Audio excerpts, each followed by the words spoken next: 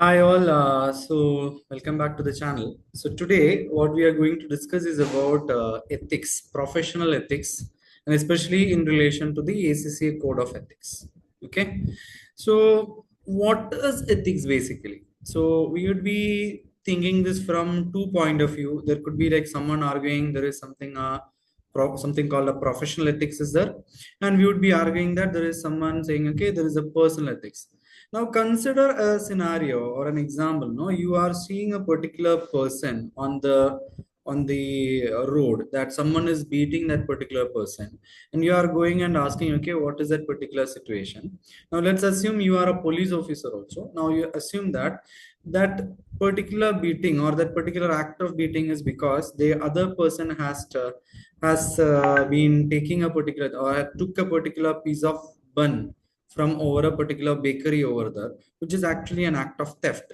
Okay, so that people are beating that particular person. So as being a policeman, so we have two kinds of ethics over here. So as being a policeman, we have a professional ethics to follow what is there in the rules. Okay, now the other thing is a personal ethics of that person who is a policeman over there. So professionally, yes, this particular person has done something wrong. We have to punish that particular person, but not by beating, but we can arrest that particular person.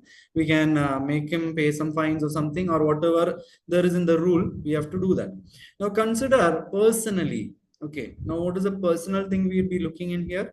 Now let's consider this man who has been accused of a theft of a particular bun, took the bun only because he was angry, and there was a chance to him to also take a particular portion, or let's say the money from that particular bakery or wherever he's taking that bun. So he didn't do that, but he only took the bun, meaning like he was very hungry, and only because of that he took. So from the personal point of or personal ethics point of view, the empathic point of view, you'd be thinking, okay, because he was angry, he only took that particular bun. If he was not like he was having the opportunity over there to take the money also, but he didn't took it. So from this personal empathic point of view, even like we could say that he was not wrong or he was not guilty in that particular situation over there. So now person to person, like this is my point of view, you might differ from this particular thing. So let's say that there are different levels of personal ethics, or there are different persons, so meaning different person will be having different personal ethics. So in order to not to have such kind of difference in the ethics point of view or ethical practices, we normally have a professional code that is being decided in the normally in the rule books of different organizations. So such one is relating to ACCA's code of ethics as well. Now let's consider, okay, so let's consider that we are going for a discussion on the ACCA code of ethics. So ACCA code of ethics is basically giving you, okay, let me zoom it up a little bit.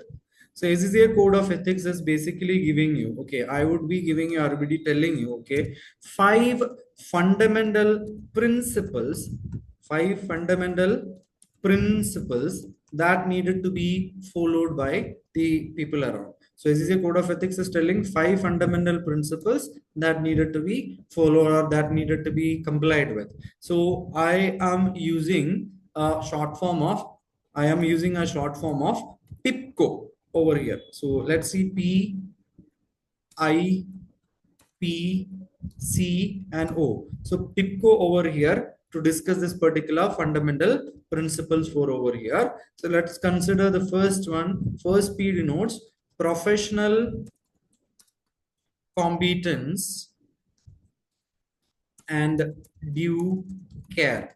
Okay, so professional competence and due care, meaning that whenever a client is approaching you for any service as a professional accountant, you need to be qualified enough, you need to be experienced enough, you need to have the skill set to meet the requirement of that particular, or to meet the expectation of that particular client in relating to that provision of that particular service. And due care is that you need to put extra care in putting out this particular duty over there or servicing that particular client over there.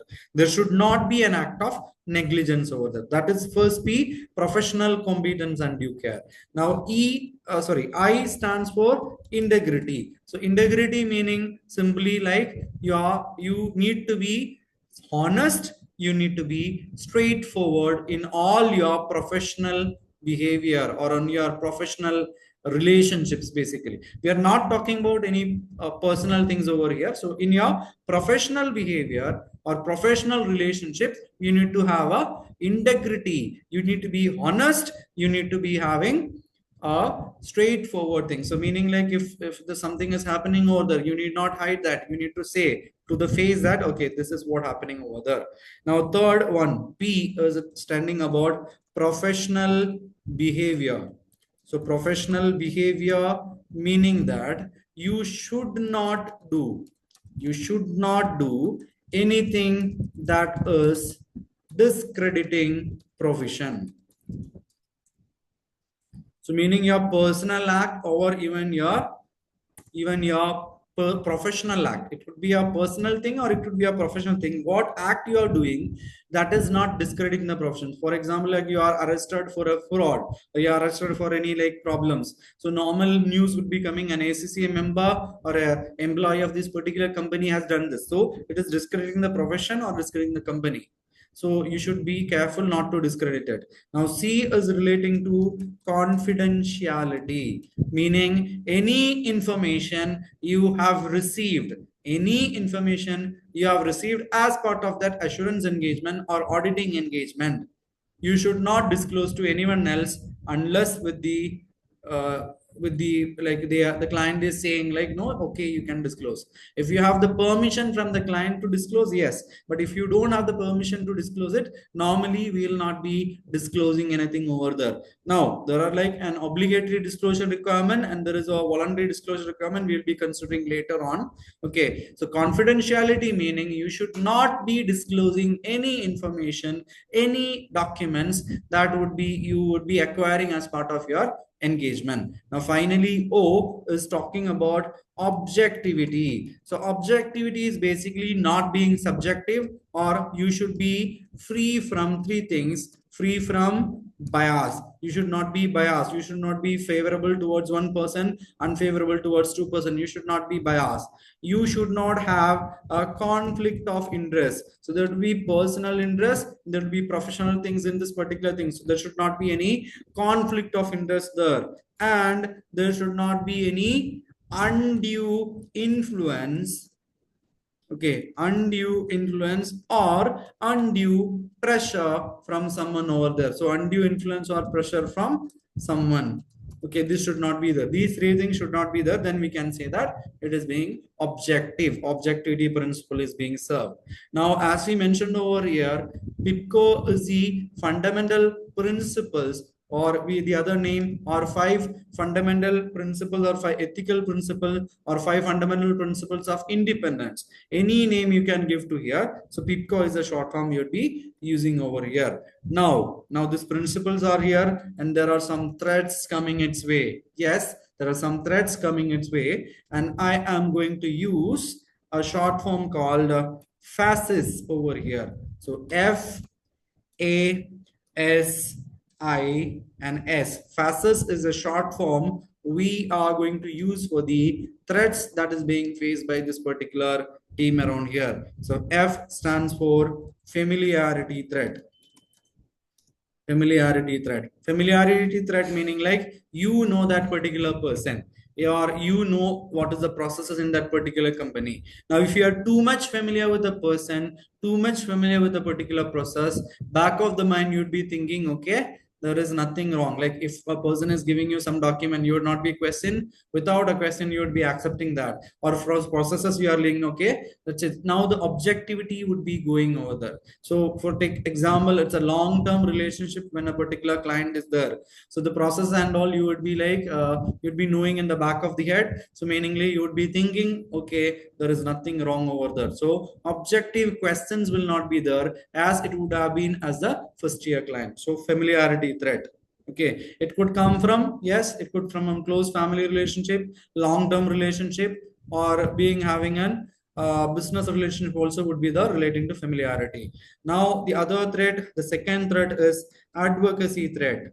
What is advocacy threat? Advocacy threat is that you are being represented, or let's say you are representing, not represented, you are representing the client in some situations, like you are representing the client in litigation, some representing the client in some tax disputes, giving an impression in the mind of the tax authority or the general public that you are an individual of the company. So that is an advocacy threat you would be having. Now the third one, S, is giving you self-interest threat. So self-interest threat is like, okay, I am having an interest in the audit client, or I am having an interest in that particular company, okay, which I am going to audit. So what is that? Like, why an interest would come? It would come from, let's say, having some shares in that company, meaning you are also an owner of that particular company, or let's say that you are immediate family member, your close family members are part of the decision making authority of that particular company, meaning you would be part of the directors, they would be part of your let's say officers of the company, or anyone who is having a decision making authority over there. So meaning like you would have a self interest created over there. There are a lot of examples other than that, but let's focus on self interest on these particular, especially like the normal thing you would be having in exams is like owning shares in that particular company. Okay, now relating to I, this is about intimidation. Intimidation threat. So intimidation threat is like someone is having no coming and telling you, if you are not doing this, this would be the case. That would be one type of intimidation. Now intimidation can be two ways. Intimidation could be an actual intimidation, meaning the person coming to you and saying, okay, this is not to be done that way, or it would be the perceived intimidation, meaning like you are assuming that there is an intimidation coming from that particular client in some situations, like you're seeing this particular person doing something to others and you're fearing that it could also happen. Or let's say another example of intimidation over here is that you have to finish the audit within this particular time, or let's say that there are overdue fees, or let's say that you are entirely depending on this particular client for your audit fee, or undue dependent on this particular client for the audit fees, representing like the 60% or 70% of your audit fees from one client, and you're fearing that if you are giving a modified opinion, or if you are reporting any wrong things in that company, you are going to lose this particular client, you are going to lose your 75% of this particular fees. So it could be one type of intimidation threat over the perceived intimidation. And finally, you would be going to see self-review threat. So what is the self-review threat? Meaning like what you have done. Let's say that you have done one service and you are reviewing it. Example could be you have prepared the financial statement of the client and you are going to audit it. So you're auditing what you have prepared over there. Okay, or let's say a personal example, like you have prepared something at home, you are eating and you're giving some review. So normally, like normally some YouTube reviewers, they would be cooking something on the video, they would be eating and saying, okay, that is very super, that is very good, like that. So it's basically a self-review. Now, what is the problem with the self-review? Now you have prepared it, okay. Now in the mind you would be thinking, I am prepared it. It is very unlikely that they'll be having any mistakes. So normally you have a preconceived idea that okay, I have done. So there is a preconceived idea that I have done this. There is not going to be an errors. If you have a preconceived idea when you are going for a review, meaning normally you will not pick up any mistakes over there. So there could be a self-review threat. And again, it is not the case like one situation, it would be only looking at only one thread. For example, in relation to that dependence on one client for the audit fee, then that could be an intimidation, perceived intimidation. It would also create a self-interest threat also over there. So meaning like a situation can create multiple types of threats in a area where, and even like one situation can hit on multiple levels of your fundamental principles as well. Okay, so I hope you have understood this particular principles over there, and we would be closing the session over there. Yes, there are safeguards which we will be covering in a later. We'll be discussing like what would be each situations, and against that what would be the safeguards we can use to reduce the risk to or reduce the threats to an acceptable level. So for the time being, we are signing off from this particular thing. So let's say that these are the ethical principles or the fundamental principles, which we can call it as PIPCO, and against it there are threats coming up, which is FACES. So thank you for your time over here, and please subscribe to my channel, and if there is anything, you can put a like over there also. Okay, and you can reach out to me on Instagram as well. There is Numa Tutor.